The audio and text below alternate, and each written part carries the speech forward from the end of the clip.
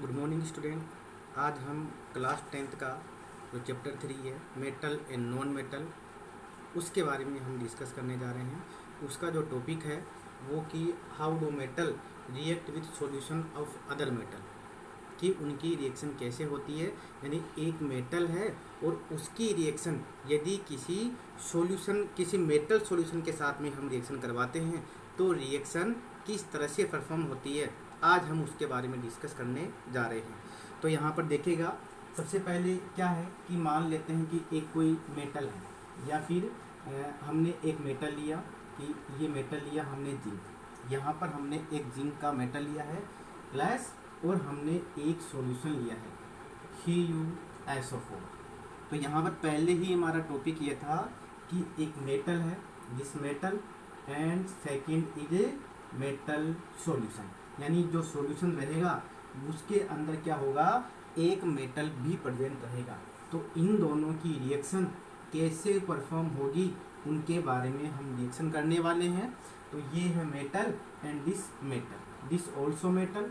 तो इनकी रिएक्शन, और ये पूरा क्या होगा, मेटल सॉल्यूशन। तो इनकी रिएक्शन कैसे परफॉर्म होगी, फाइनली इनकी रिएक्शन होने के बाद में क्या फॉर्म होने वाला है, तो उसके लिए होगा ZnSO4 प्लस C, ZnSO4 यहाँ पर इसकी रिएक्शन ऐसे परफॉर्म होती है। लेकिन ये है copper sulphate, this copper sulphate, ये क्या हो जाएगा, copper sulphate. This are known as copper sulphate and this are known as, ये हम ऊपर लिख देते हैं जिससे कि नीचे हम और डिस्कस कर सकें। तो ये क्या होगा, copper sulphate, copper sulphate, copper sulphate and this are known as zinc sulphate, zinc sulphate, zinc sulphate. ये क्या है, जिंक सल्फेट। अब यहाँ पर हमारे को जो समझना है वो ये समझना है कि ये रिएक्शन कैसे परफॉर्म हुई।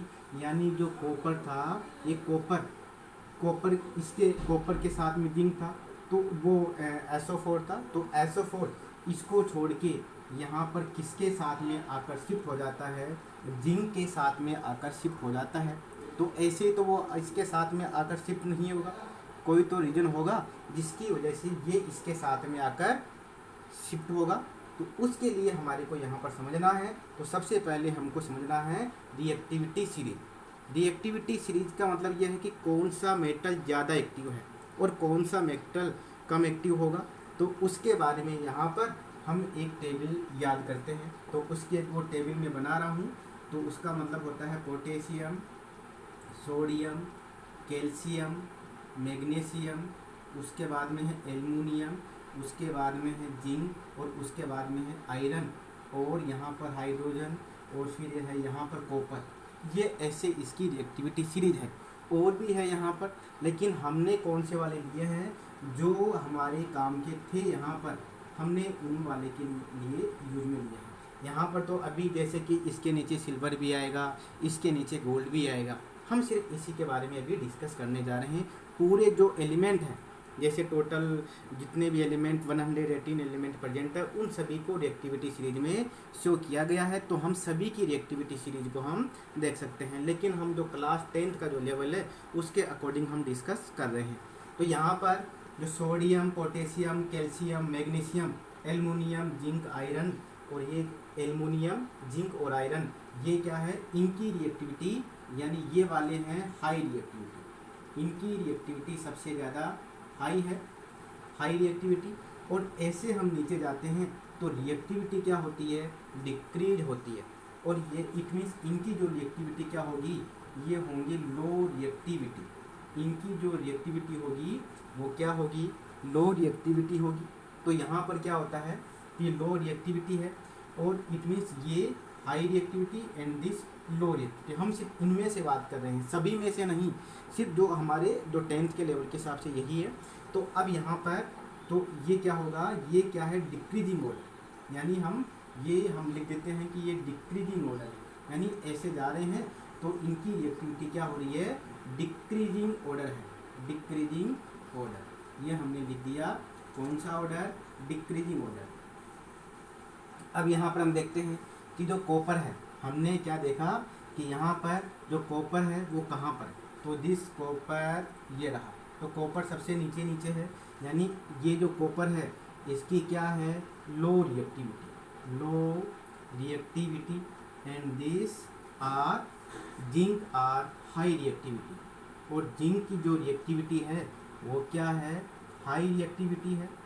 Therefore this zinc are replace to the copper, तो इसलिए जो जिंक है वो किसको रिप्लेस कर देता है, वो यहाँ पर इस कॉपर को रिप्लेस कर देगा। या फिर आप ऐसे भी समझ सकते हैं कि जो यहाँ पर इसकी लो रिएक्टिविटी होने की वजह से जो सल्फेट है वो इसको छोड़ के यहाँ से किसके साथ में शिफ्ट हो जाता है, जिंक के साथ में शिफ्ट हो जाता है। ऐसा क्यों होता है, क्योंकि इसकी रिएक्टिविटी हाई होती है, इसकी वजह से ये इसके साथ में आकर शिफ्ट हो जाता है। ये हमारे को ध्यान में रखना है। और ये जो ऐसे तो ये रिएक्शन जो है वो हमारे चैप्टर 3 की है, लेकिन ये रिएक्शन आप कहाँ पर भी यूज में ले सकते हो, जो चैप्टर 1 है उसके अंदर हमारे हैं एक डिस्प्लेसमेंट रिएक्शन, वहाँ पर भी बिल्कुल एज इट इज यही है, क्योंकि यहाँ पर एक मेटल क्या कर रहा है, दूसरे मेटल को डिस्प्लेस कर रहा है। तो आप इसको वहाँ पर भी यूज में ले सकते हैं, एज ए क्या यूज में ले सकते हैं, डिस्प्लेसमेंट रिएक्शन। तो यहाँ पर आप क्या लिख सकते हैं, डिस्प्लेसमेंट रिएक्शन के प्लेसमेंट रिएक्शन के नाम से भी आप इसको जान सकते हैं, डिस्प्लेसमेंट रिएक्शन। क्लियर? तो this reaction are known as displacement reaction because a metal is displace to the other metal. एक जो मेटल है वो किसी दूसरे मेटल को डिस्प्लेस करता है, इसकी वजह से यहाँ पर ऐसा रिजल्ट हमारे को देखने को मिला है, और ये ध्यान में रखना है आपको। क्लियर?